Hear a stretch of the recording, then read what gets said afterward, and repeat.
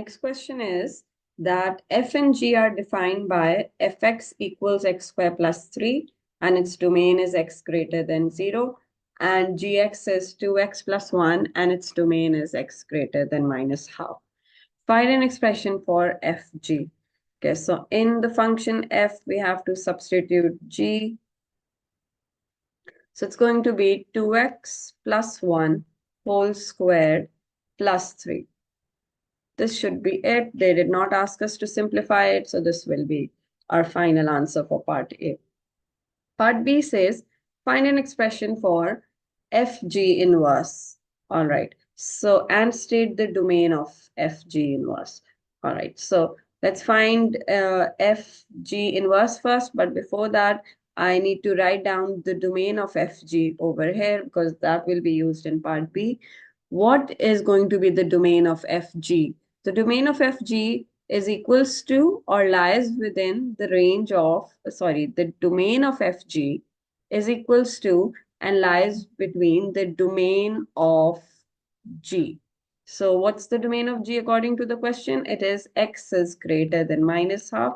So the domain of fg will also be either greater than minus half or it will be directly equals to minus half. So it's either equals to x is greater than minus half or it lies within this region. That is any value greater than minus half. All right. So let's find the fg inverse function. So y equals 2x plus 1 whole square plus 3. 3 goes to the other side. Square root is added. And then 2x plus 1. First, with the square root, we have to write plus minus sign. Then the plus 1 goes to the other side, becomes minus 1. 2 goes to the other side, becomes divided. And fg inverse will be equals to minus 1 plus or minus we'll decide in a second. X square root x minus 3 divided by 2. Now, do we choose plus sign or minus sign? That depends on this. Here, the value of x are increasing, so we will write plus. If the value of x were decreasing, we would have written minus. Okay, so we also need to state the domain of fg inverse. Okay, what's going to be the domain of fg inverse? It is equals to, this is equals to, there's a minus 1 here. Okay, so domain of g inverse, fg inverse is equals to range of fg. Okay, now let's go back to fg. Here's fg.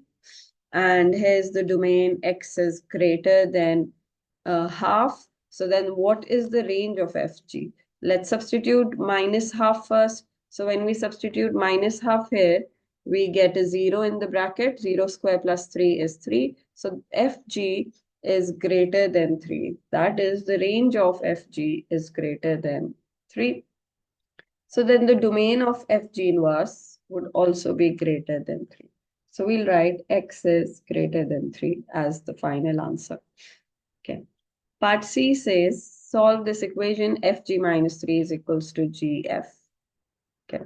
So we have fg, which is 2x plus 1 whole square plus 3 minus 3 is equals to gfx, means f needs to be substituted in g. So 2 times x square plus 3 plus 1. Okay, let's simplify this. This becomes a square plus 2ab plus b square plus 3 and minus 3. In fact, plus 3 and minus 3 cancels out.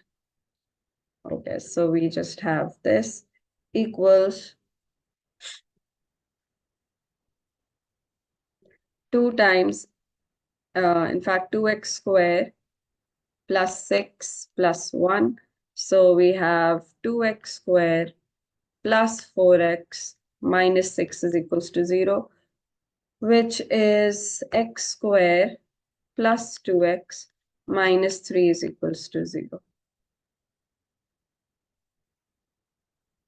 Now we do middle term breaking of this. So we'll get x square plus 3x minus 3 is equals to 0. X common, x plus 3 minus 1 common, x plus 3 equals to 0. So we're getting x minus 1, x plus 3 equals 0, which gives us x equals 1 or x equals minus 3. But look at the domain for both of these. Domain of x and domain of g. Sorry, domain of f and domain of g. Domain of f is x is greater than 0 and domain of g is x is greater than minus half. So we cannot accept x is equals to minus 3 in our solution because it is not lying in this given domain. So you can only choose a value that is also greater than 1 and also greater than minus half. So that's only this x is equals to 1, which is going to be the final answer.